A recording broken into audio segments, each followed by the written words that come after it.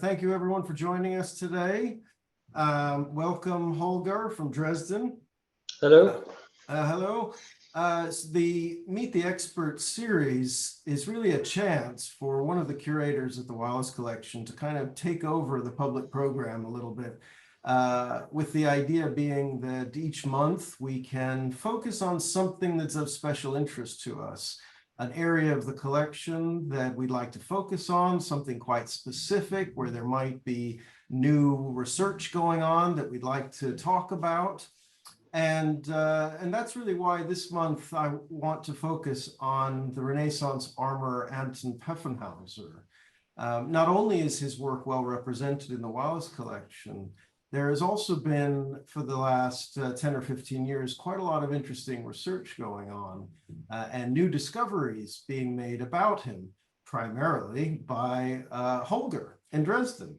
So rather than just delivering the usual online lecture for such an event, I thought it would be more interesting and certainly more enlightening for me, and I hope for everybody else, to run this more as a conversation with Holger. He's the one who's really been working on this, and actually a few years ago he came to the Wallace to study our pieces and made various discoveries, and so I thought we could go over that today, and also of course talk a lot more about Holger's collection in Dresden. So Holger, let's start there. Could you first just, for those members of the audience who don't know, can you tell us something about the state art museums in Dresden, a little history and a little bit about the collection before we get more specific? Yeah, hello. Thank you very much for inviting me to this talk. The Dresden State Art Collections consists of 15 different museums of whose collections range from antiquity to present day. And the Dresden Armory is the oldest still existing collection in Dresden. And its roots go back to the late 15th century, when the city became the residence of the dukes and later the electors of Saxony. And in this collection, the electors of Saxony kept their personal weapons and armor, but also diplomatic gifts from other rulers and princes from more or less all over Europe and the Orient. So we have big collections of Oriental pieces. We have a collection of really very nice suits of armor. We have a huge collection of European firearms and edged weapons. So altogether, the Dresden Armory has around 15,000 groups of objects or single objects. And another interesting point, I think, that is of great relevance to the history of many other collections of arms and armor around the world is that over a number of centuries, since the 17th century, really, pieces, because of its enormous size and scope, pieces have periodically been given away as gifts by the electors of Saxony or sold or otherwise escaped Dresden. And there are many other museums around the world who now can trace the provenance of parts of their collections back to Dresden as well. So it has an extraordinary kind of family relationship with other museums all over the world. Yeah, that's really true. I mean, we not only got presents from other rulers, we also gave pieces away. But especially in the 19th century, we sold a lot of our objects to finance movings of the museum from one building to another. But actually, it's really, it's not so nice that pieces are not in Dresden anymore. But as you said, it's a nice thing if you go wherever more or less in the world, you will see objects originally came from Dresden. And so it's always like, visiting part of the family. It's really, indeed. Great. Yes, and I suppose we could probably talk for a while just on Dresden escapees who have ended up in the Wallace Collection, because that's a larger subject. Today we're focusing on the work of one master armorer in the 16th century, Anton Peffenhauser. Now, interestingly, that is not for us an area where the Wallace is related directly to Dresden. some of our Peffenhauser pieces may have come from Dresden, perhaps, but we can't be sure. We know really very little about their history.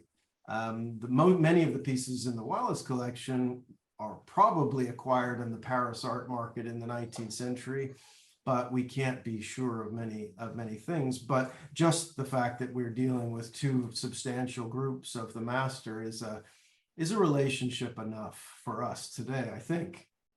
So we're actually, I wanted to start with this image. It's very, very unusual to have a portrait of a Renaissance armorer in any media, painted, sculpted, coins, medals, whatever. There are a few, but not very many. And to have this wonderful little etched steel portrait, partially gilded, of Anton Peffenhauser is really remarkable.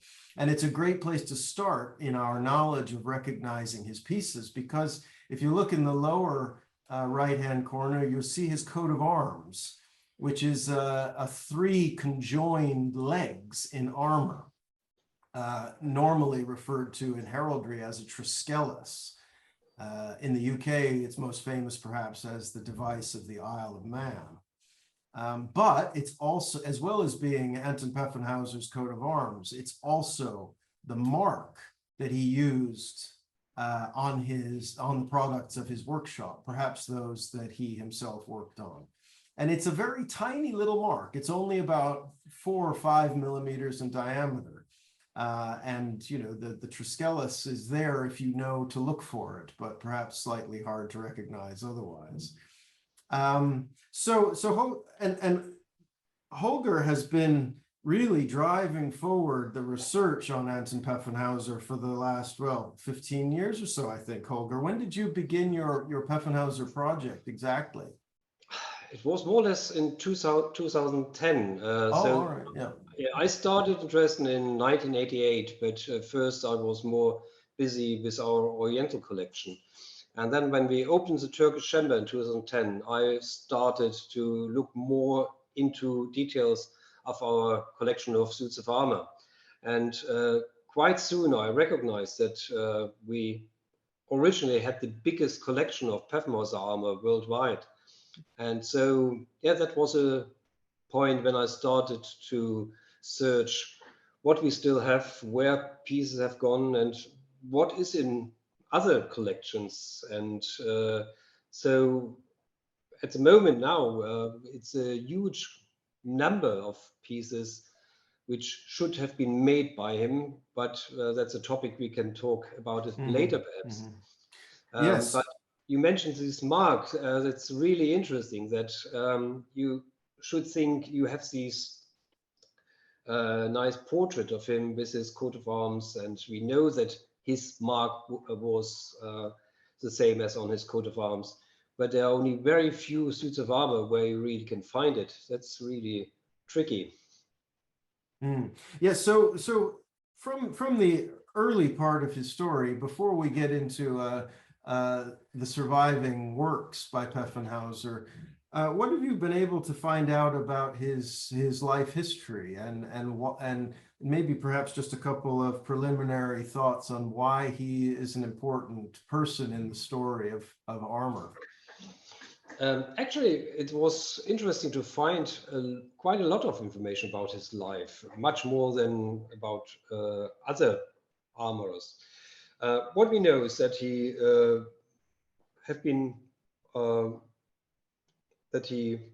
arrived on our earth in around 1525. It's not 100% sure, but approximately this time. And that from 1545 onwards, he was already a master in Augsburg. Originally, he came probably from Munich, but then in 1545, he was in Augsburg as a master armorer. So he's already a master when he's 20 years old. Yeah. So in the list of the taxes, he has been already called a master. So yeah, it's very early, actually, really. Perhaps his day of birth was a little bit earlier.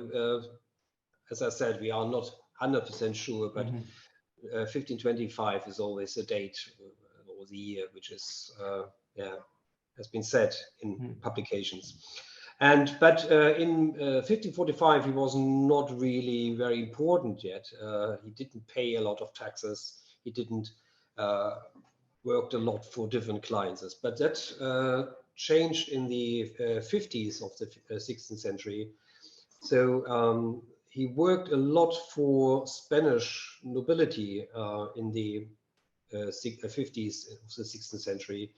People who were connected with the Emperor Charles V.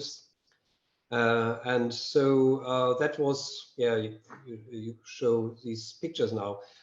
We have a book with sketches from Jörg Zorg. He was an etcher in Augsburg, and he yeah, made this book with drawings of suits of armor he decorated for different armors. And there are also some works he made for Peffenhauser in the years between 1550 and 1558 or something like that.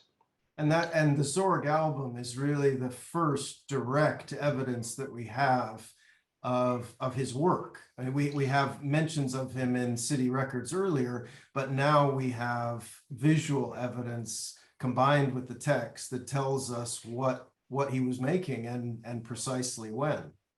That's right. So we have the early names of his customers. We have the dates of some of the armors, suits of armor, and actually to some of these sketches, we also have original pieces which are in different collections in Europe and North America.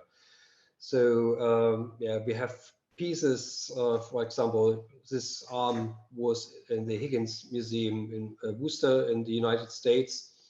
And this armor was made for the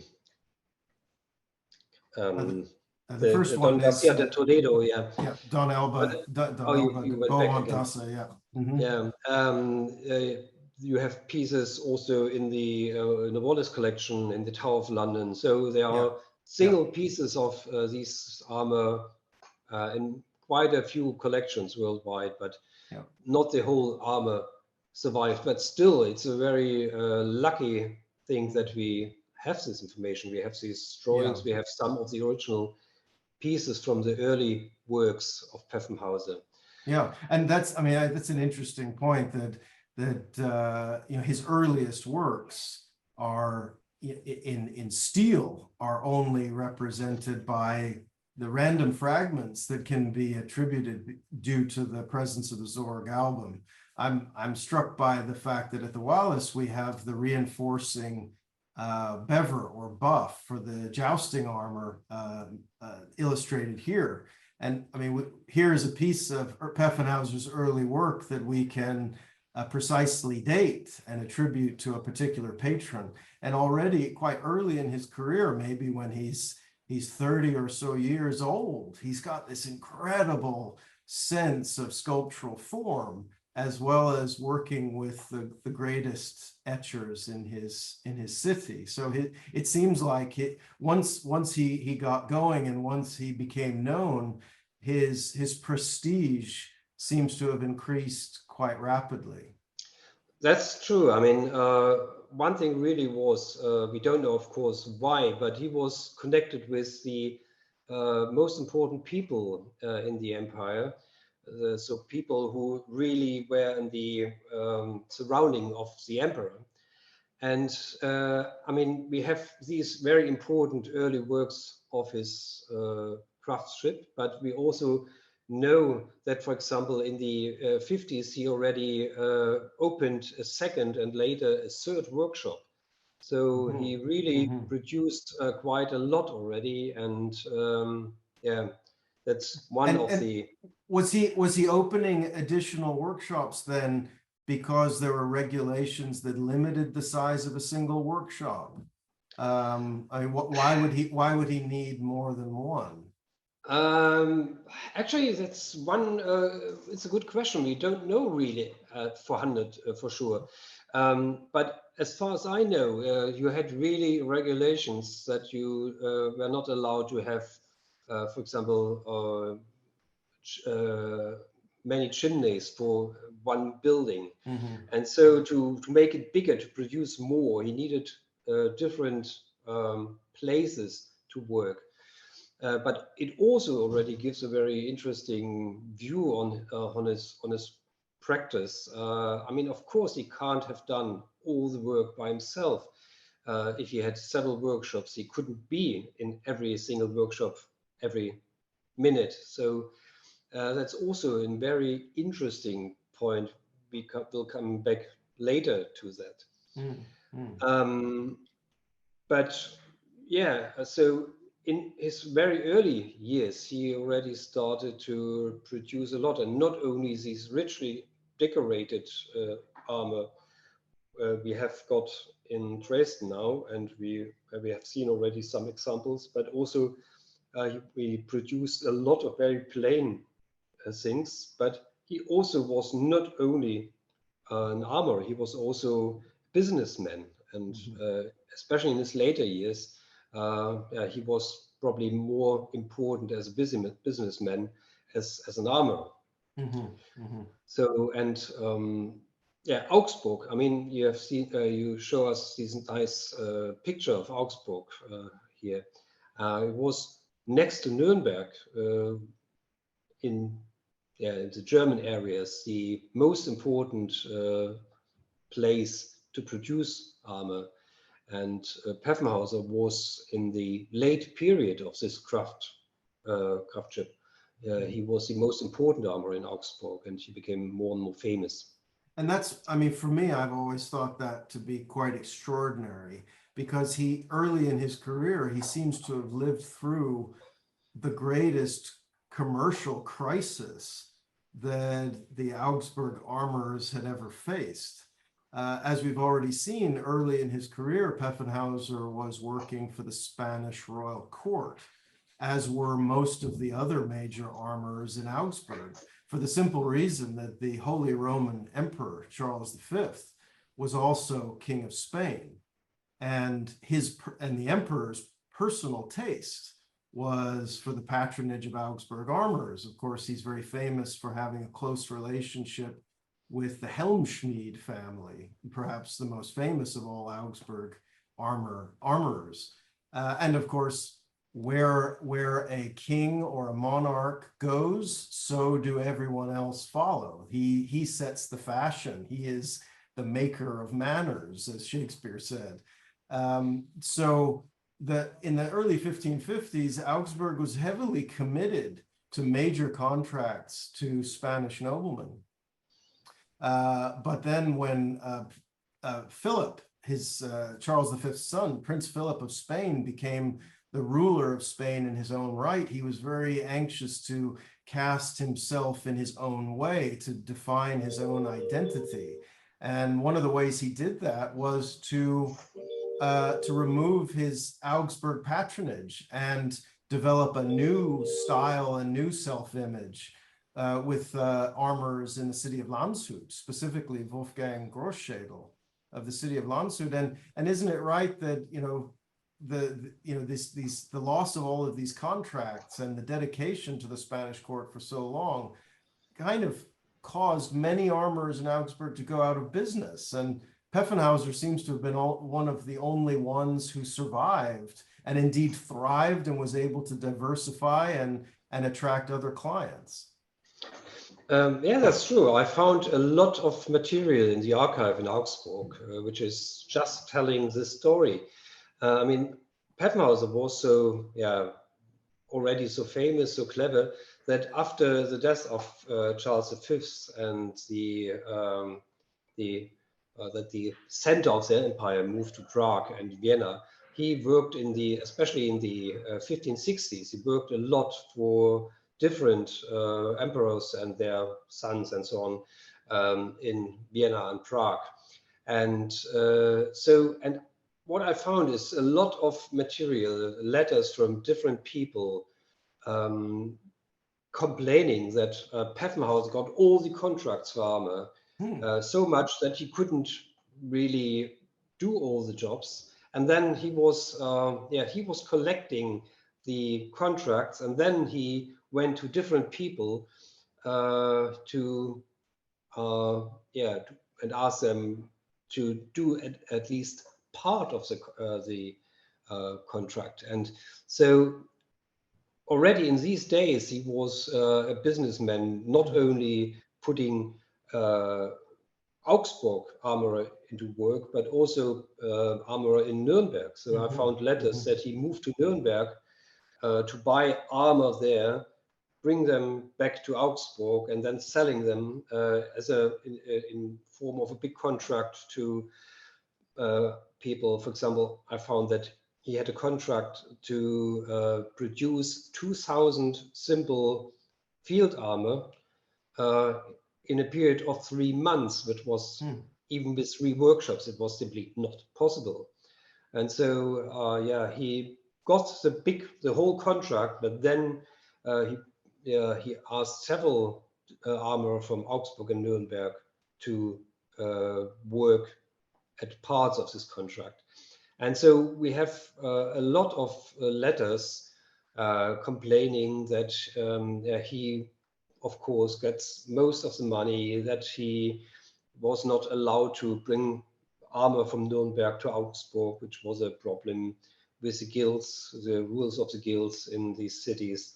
And so there's a lot of material you can really find in the archive in Augsburg, telling you little detailed stories about what was going on in Augsburg in these days. And many of the armor had struggled to survive, but not Peffenhauser. He was famous, he was rich.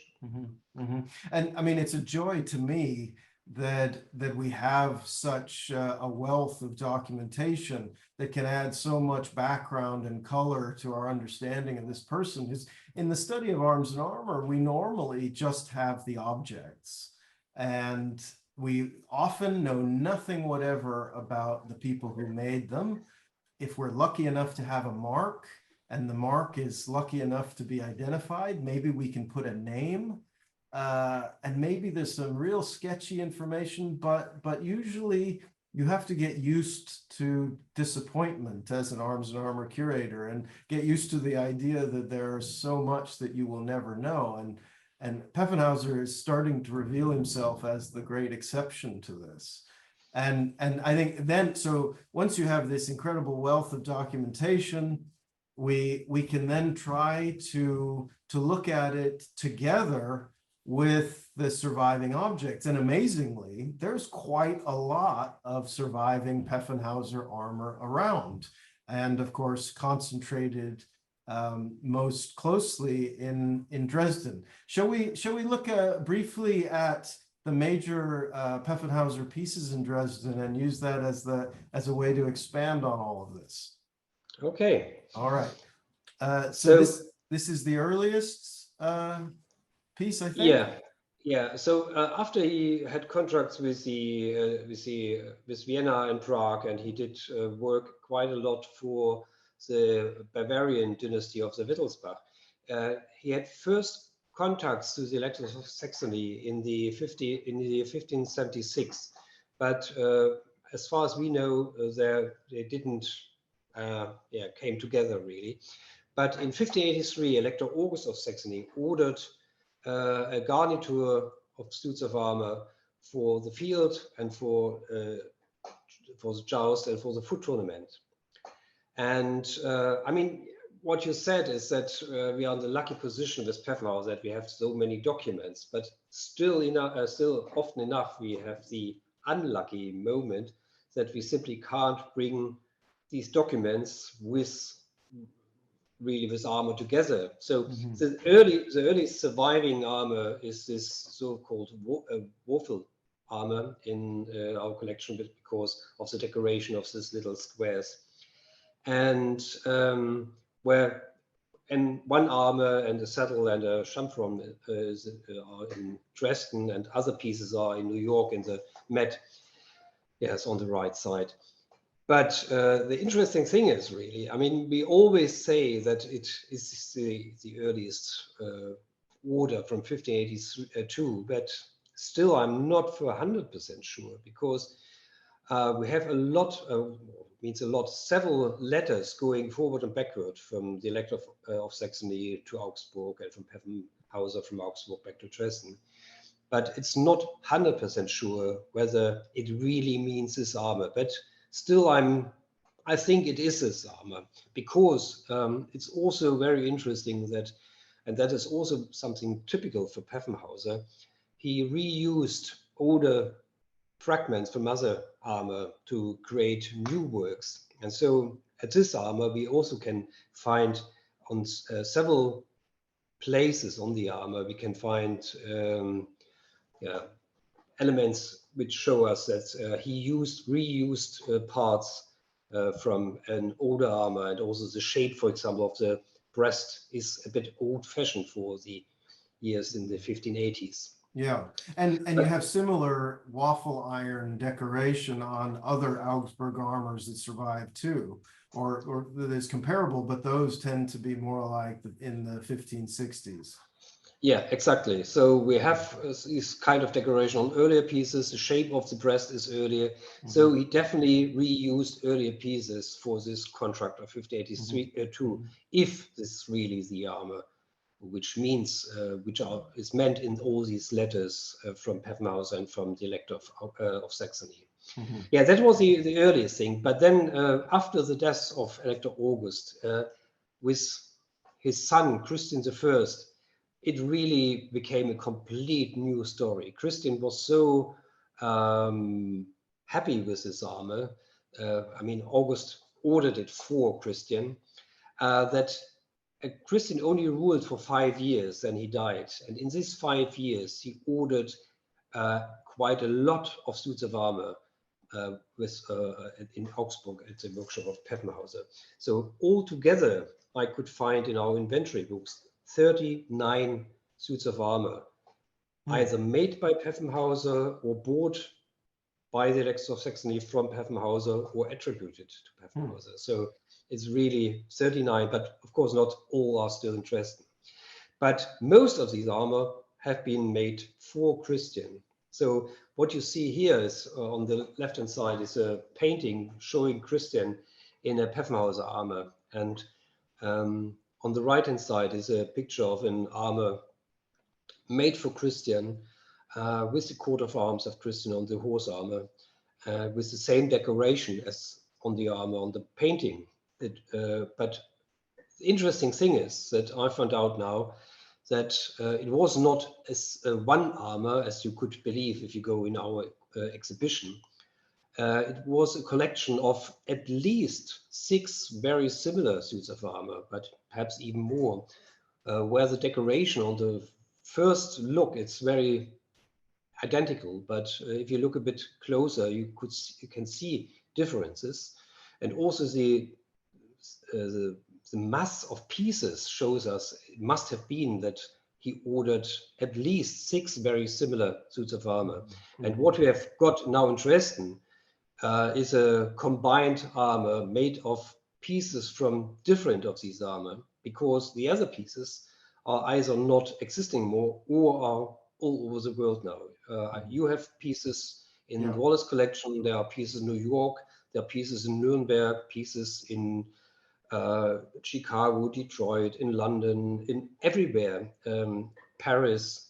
You can find pieces of this armor or of this group of armor everywhere. And here on this picture you show us now, you have the helmet and the bump plate and pauldron, also with the same decoration, where just minor details are different.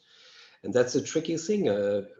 What we have got in Dresden now is fragments of 6 different armor, but nothing really fits together. So we have, for example, what you see on the left picture, which is from our exhibition.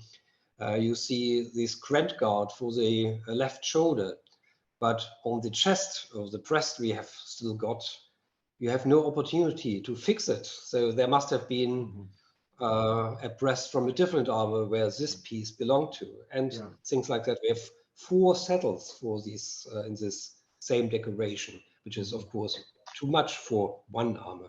And I'm especially struck by, when looking at the helmet in the Wallace collection, this is a very rich thing. It's beautifully etched and gilded. We have good amounts of surviving gilding on it, especially in areas which were protected. But it has a lot of combat damage on it. It has some very, very deep sword cuts and weapon strokes really all over it. And I think it's a really important thing to stress that these, even though they are so rich and so expensive, the electors loved tournament fighting and formal combats of all kinds. And even with equipment as rich as this, they expected to fight in it and use it up and even destroy it. And I wonder, whether Christian, trying to sense something of his character, some of these might have been intended for other members of a team, perhaps, that he's not ordering just for himself, but if he wants his whole tournament team to look as they should, then he buys armor to equip them as well, perhaps. Definitely. I mean, we know that if there have been tournaments at the Dresden court, not every single nobleman had his own suit of armor. And so the Dresden Armory spent a lot of these armor to give them to other people taking part at the tournaments in Dresden. And not only in the times of Elector August and Christian I, they both were very keen in tournaments. But just a few days ago, I held a talk in Munich about the tournaments in 1709 and 1719 in Dresden, where all these armor have been used again. And so we have prints and drawings from 1709, 1719, where you can see that even these Peffenhauser armor have been used for the tournaments in the early 18th century still. Amazing, amazing. And you have other evidence of later use and reuse on other Peffenhauser armors in the collection, like yet another full Peffenhauser horse armor. Yeah, for example, this horse armor, it was also polished, and on these globes on the breast of the horse armor, underneath the painting, there's still, you can see it, still the coat of arms of Christian I. But then in 1719, for the tournament to the wedding of the son of August the Strong, and the big tournament in September 1719, it has been painted over with this black color and golden decoration, because you had 4 groups of participants at the tournament, and 2 groups have been dressed in polished suits of armor, and 2 groups in black armor with decoration. And so we painted this polished armor with this black color and some golden decoration to fit it for this one black group at the tournament in 1719. And we've talked something about the typology of the plates and the different forms of the armor, but tracing Peffenhauser's story through the decoration of these armors is quite an important approach too, but not entirely without difficulty, because of course an armorer like Peffenhauser can be shown to have been working with different decorators at different times who may also have worked for other people. But it's certainly in the decoration of some of the Peffenhauser pieces in Dresden where we see other connections between Dresden and the Wallace collection. Decoration is always interesting and also always important to see which pieces belong to which armor and what is really creating one set.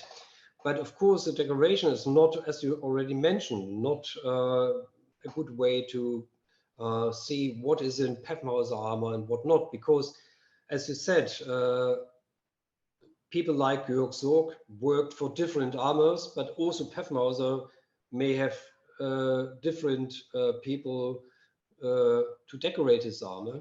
And so, of course, that's always a bit tricky. Also important, is the shape of some pieces like helmets and things. And it's really interesting if you see these richly decorated pieces, but also the very plain ones. The shape of the helmets is always very similar. But if you see helmets from other people, other armor, it looks different. But I mean, you will show us another picture in a moment. I mean, this is an armor bought or purchased in 1588 by Christian I in the workshop of Peffenhauser. And what you did see here now was the same armor here in the Italian form for the tilting. And if you can go back, please. That's for the German version with these targe on the left shoulder. The Italian form has this grand guard, what you can see here. But the interesting thing is, if you can show us the next picture now, please, that in 1588, Christian bought 3 different armor, 2 very similar decorated in this, with the same size, probably made for himself, and this one with a different decoration, and also the armor is much smaller as the other 2 armors. So what I really believe that it was not made for him, but he didn't had a son, so probably he just bought it because he liked it, or perhaps it was for a person at the Dresden court where we don't know really for whom it was.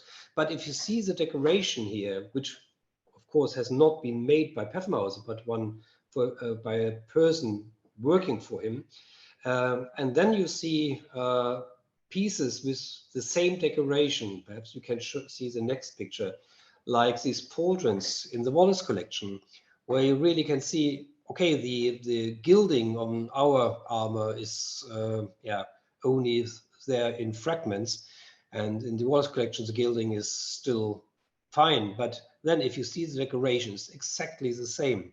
So I'm more or less 100% sure that these pauldrons belonged to our armor. And again, if you see here on this right picture, you see in the surface of the metal, you see 2 round structures, one on the edge on the top and one more or less in the middle. There have been holes for fixing something, but before the armor was decorated, Peffenhauser or his workshop closed this hole. So again, it shows us that he reused older pieces or pieces originally have made for something else. And so that's, you can find really on quite a few on the Peffenhauser armor. Not everything has been made new for his customers. And another piece in the Wallace collection, you know, is a very good one to mention on that point, especially since we would have no way of connecting it with Peffenhauser if not for the Augsburg decoration. This helmet in the Turkish style, or Zishaga, helmet for light cavalrymen. It's in the Ottoman style, but it's very much of a South German workmanship, and also displaying very distinctive Augsburg etched and gilt decoration, which compares very well, though not precisely, to decoration we find on Peffenhauser armors in Dresden. Exactly. I mean, the Turkish fashion was very important in these days, so it doesn't wonder that they also wanted to have Oriental style helmets for the armor. And you also had tournaments where one party was dressed like Turks and things. So that really fits very well. The interesting thing is, as you mentioned, is really this decoration, which is not identical, but very similar. But we know, I mean, we have now 2 more or less identical suits of armor in Dresden with this decoration. But we know that there must have been more. There are paintings where people are wearing suits of armor with exactly this decoration.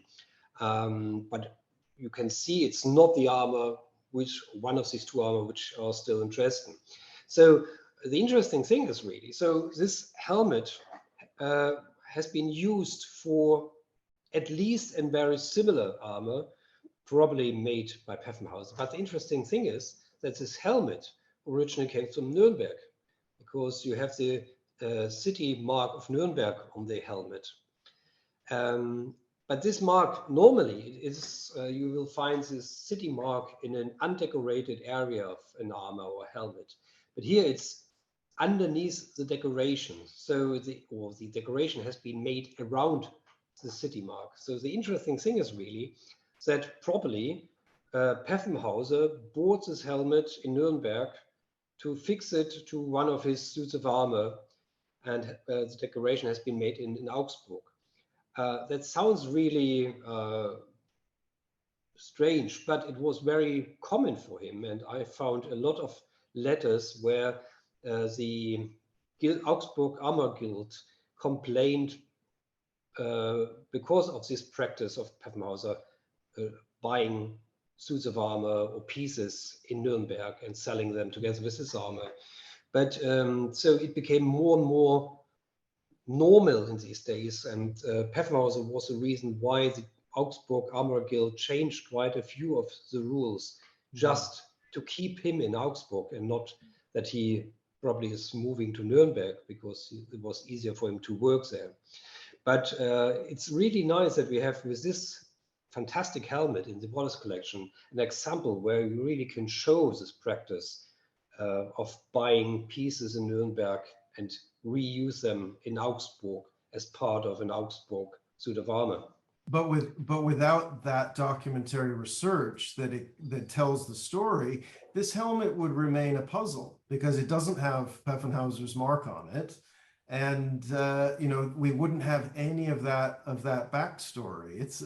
I love this because it's one of these wonderful examples where the objects and the documents are really working together to explain each other. That's right, yeah. And it feels it feels like when you have all the evidence agreeing like that, it feels that we are getting closer to reality. You know, that, you know, we can feel comfortable that what, you know, where we're going with the research is what really was happening historically. And we don't always feel like that. That's right, yeah. So then, of course, if we're going to talk about Peffenhauser in Dresden, we have to mention, of course, what must be the most famous of all Peffenhauser works. It is definitely very, very famous, simply because quite a few collections in the world have pieces of that. So the story was, in 1591, the wife of Christian I ordered a set of 12 similar suits of armor as a Christmas present for her husband. And the problem was that Christian died in September 1591, before the Christmas present was in Dresden. So he never did see them. And from these 12 pieces, 3 have been already given away in 1610 as a gift to one of the Wallenstein family. And the other 9 still remained in Dresden till the late 19th century. And then, unfortunately, they started to give some away, and the latest left Dresden in 1924. So we still have 3 in Dresden now, and the other 6 are, yeah, you did write it down. So one is in London, one is in New York, one is in Detroit, one is in St. Petersburg, one is in Nuremberg, and one is in Warsaw. So they are. I'll put your 3 in there. I don't have a great photograph, but just to get the full family picture. I'm quite pleased to have all of them in one slide, actually. Yeah, unfortunately, we don't have a proper picture of the 3 together. We definitely have to do one. At the moment, we have only this photograph from the showcase and single photographs from the 3 single armor. The interesting thing is they really are very similar in the first view, but if you see the decoration, they are all slightly different, and also the sizes are different.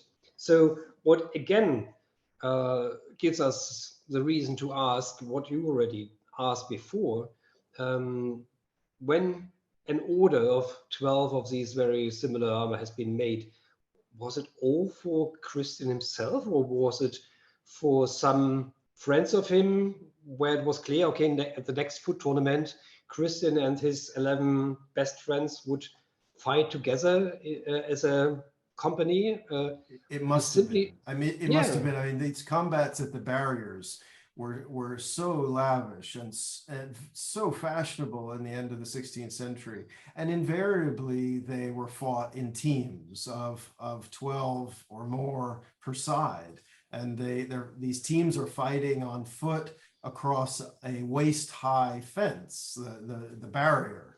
So these armors don't have leg armor for that reason, and the teams fight each other across the barrier with the spear first and then with the sword. yeah, And these armors were used. I mean, many of them do have evidence of fighting damage on them, but yeah. just not in Christian's lifetime, I suppose. No, not his lifetime. So he was dead when they came, but I mean, they definitely have been used in the 17th century and in the Mhm, early 18th century. So have mhm. a lot of cuts at the vises. But the interesting thing for Dresden again is that our collection still have been used in the early 20th century. So at the Olympic Games in Berlin in 1936, there was a performances of tournaments in Dresden in the stable yard, the original tournament ground of the Elects of Saxony, where they still use these armor for these festivities. And Hmm. we even have a helmet, unfortunately you can't see it on these pictures, where they drilled holes in the visor, additional holes in 1936, because the person who was wearing this armor couldn't breathe Hmm. enough. And so they drilled holes in the visor, which is really Terrible. terrible. But But then, of course, there are, this group is so famous that it starts to attract other attributions. I mean, we have these surviving, but there were originally more. We have an armor in the Wallace collection that's worth mentioning in this context too, because although it is now white rather than blued, it does carry very similar decoration. Not the same, mind you, but quite similar. And the upper parts, certainly the breastplate, the helmet, perhaps the right shoulder, these are also for barrier combat, but maybe for a different series that Peffenhauser made for someone else. yeah, exactly.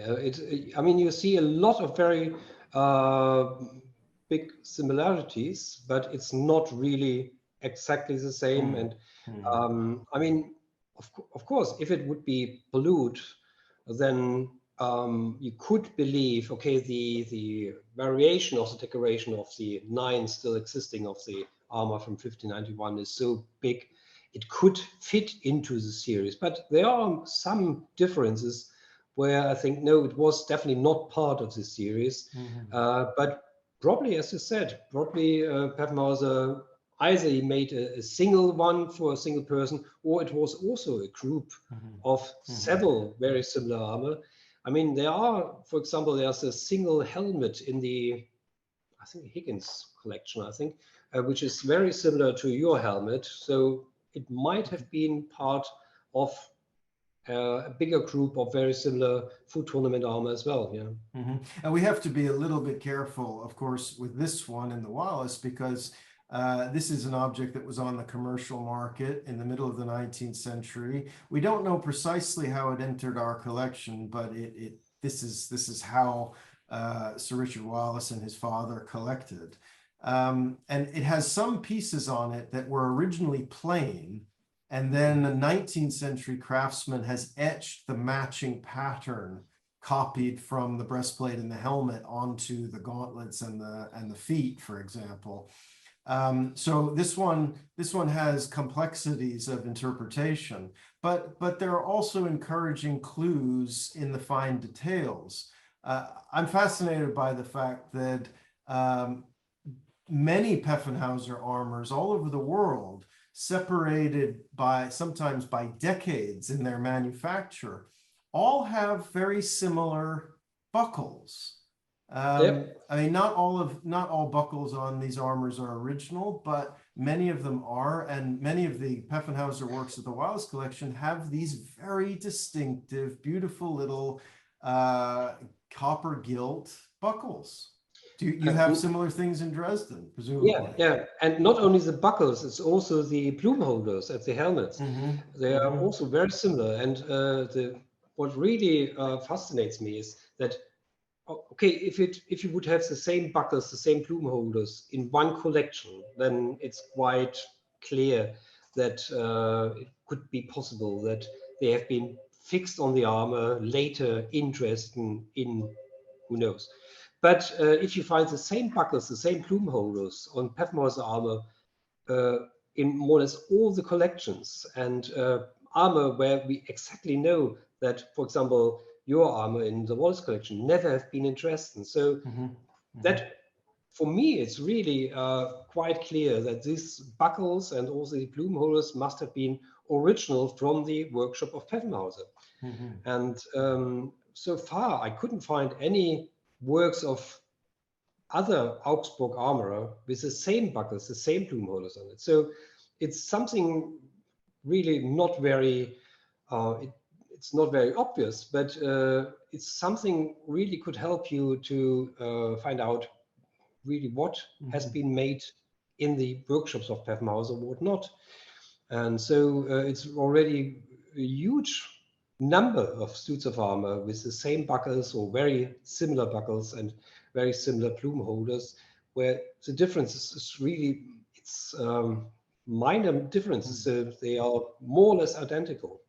It's a lesson and a reminder that we must always pay attention to the little details. Exactly. However apparently inconsequential, the meaning can be there. You also have children's armor by Peffenhauser in Dresden. Yeah, we have 3 children armor, or originally it has been there have been 4, because in 1591, together with this foot tournament armor, probably, we don't know here, it's not, we don't have any documents for that, but probably again the wife of Christian I ordered these 2 children armor for the oldest sons, for Christian II and also the future elector Johann Georg I. Unfortunately, only one of these 2 survived. We don't know what happened to the other one, but it's also blued. The decoration is quite similar to this foot tournament armor, except that here you have also armor for the legs, not only for the body and for the arms. Yeah, and then 3 years later, the 2 sons of Christian I got gifts, 1 armor each, from the administrator, from Duke Friedrich Wilhelm I of Saxony-Weimar, because when Christian I died in 1591, Christian II was only 8 years old, and so of course he couldn't rule the country himself. And so Friedrich Wilhelm I of Saxony-Weimar became the administrator of Saxony, and he gave these 2 armor as a gift to these boys. And so Christian II was 11 years old, and his brother was 9 years old. So these armor are slightly bigger than the blued one, but again with a very typical decoration. And the interesting thing is, we have this painting on the left-hand side of Duke Friedrich Wilhelm I of Saxony-Weimar, wearing an armor with more or less identical decoration. And what always, so it's quite possible that he had an armor made by Peffenhauser himself with this decoration, and he ordered these 2 children's armor for the little princess on purpose with the same decoration as his own armor.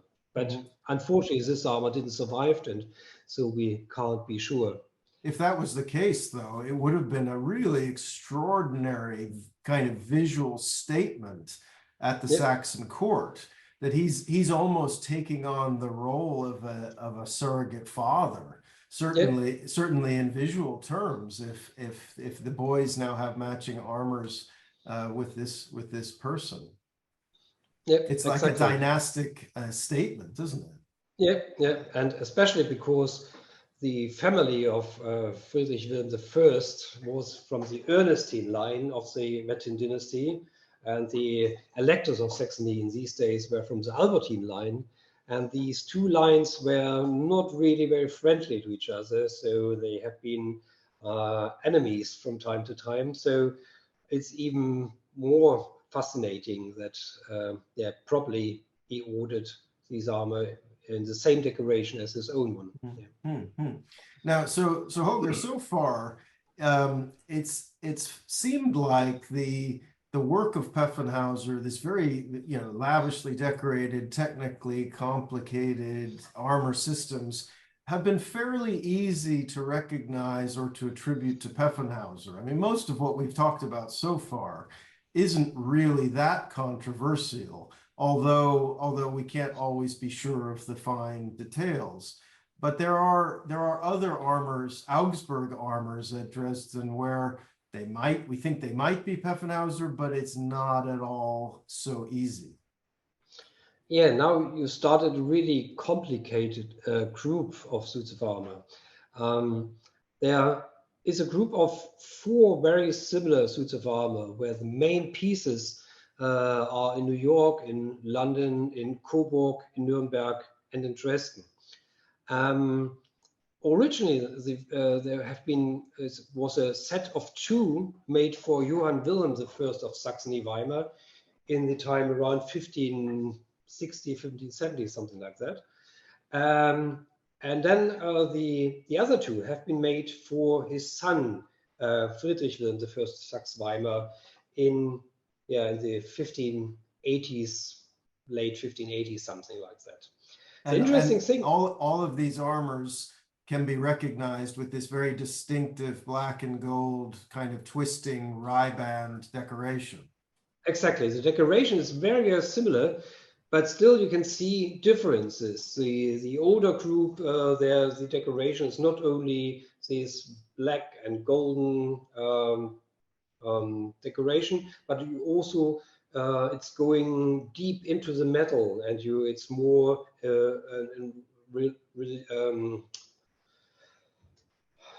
it's going upwards and downwards with the decoration. The etch is much deeper into the metal.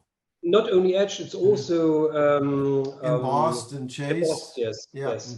And the younger 2 garnitures, you only have the edge decoration and the gilded decoration. You don't have this embossed deepness of the decoration. The interesting thing really is that you only find on the of the younger 2 armor, you can find the city mark of Augsburg on it. The older 2 pieces are not marked at all. You can't find anything, no city mark, no armorer's mark, nothing on it. And traditionally, they always have been related to or attributed to Anton Peffenhauser. And actually, really, the 2 younger armor from Friedrich Wilhelm I, they have really quite a few characteristic elements which really are the same as with these Peffenhauser armor, where we know that they have been made by Peffenhauser. But still, we don't really can say whether it is Peffenhauser or not, and whether these 2 older suits of armor have been made by the same person as the 2 younger suits of armor, or actually perhaps Friedrich Wilhelm just said, I would like to have 2 suits of armor in a very similar decoration, and then okay, he ordered this armor, and the etcher made the same decoration, very similar decoration, because he could look very closely at the older armor. But it's still quite tricky to find out the really background, the truth of the history of these suits of armor, especially because also all these pieces have been mixed up a lot. So the pieces in New York and Dresden, you have two suits of armor, one for tilting, one for the foot tournament and for the field. But the elements are mixed, and the same with the armor in Coburg and Nuremberg, where also, for example, the pauldrons are mixed. So you have the left pauldron of the one is and the right pauldron of the other are together on one armor. So it's really tricky with these old collections where they use these armor again and again, and sometimes they really mix them up completely. It's the same with these tournament armor from 1591, the Blut one. They also are mixed completely. And it's true for the majority of the Peffenhauser armors at the Wallace Collection as well. We have, apart from that decorated one, we have 6 more. 3 apparently for jousting and 3 configured for the mounted tourney.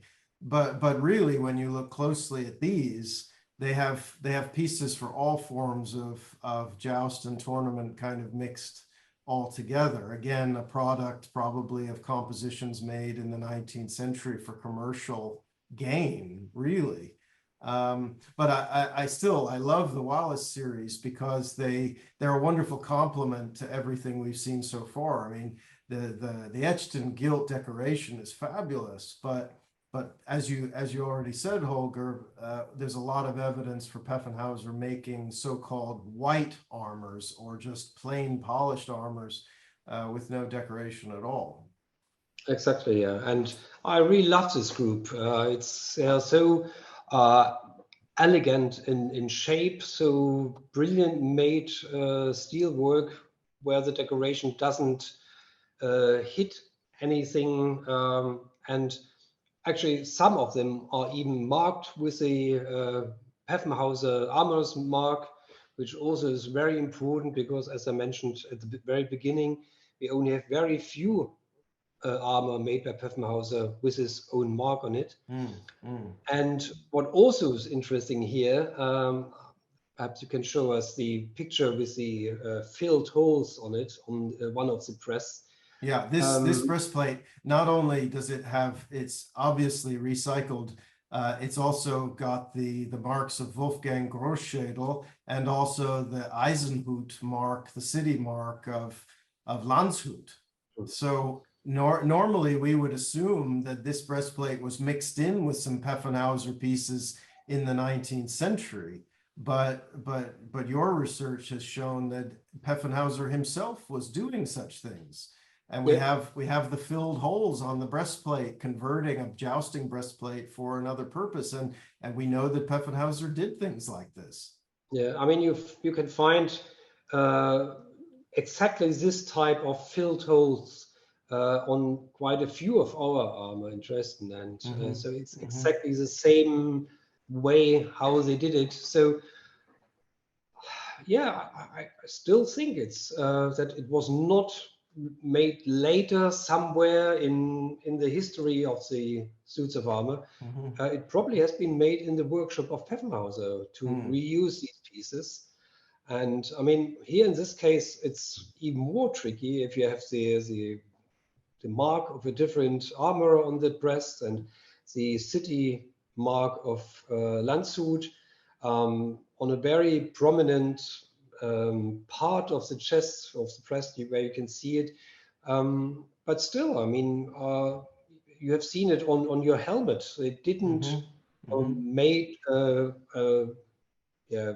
corrected this area. They didn't scratch the mark away.